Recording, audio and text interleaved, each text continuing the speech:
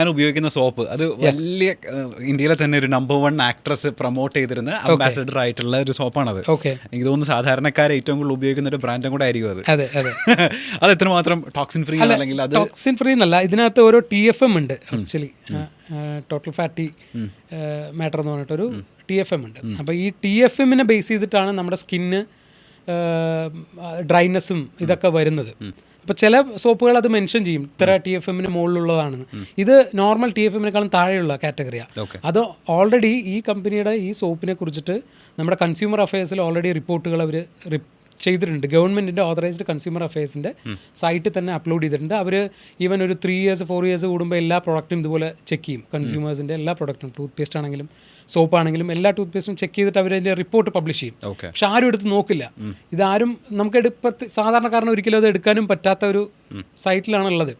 Government site ആണെങ്കിൽ പോലും ആരും എടുത്ത് നോക്കത്തില്ല.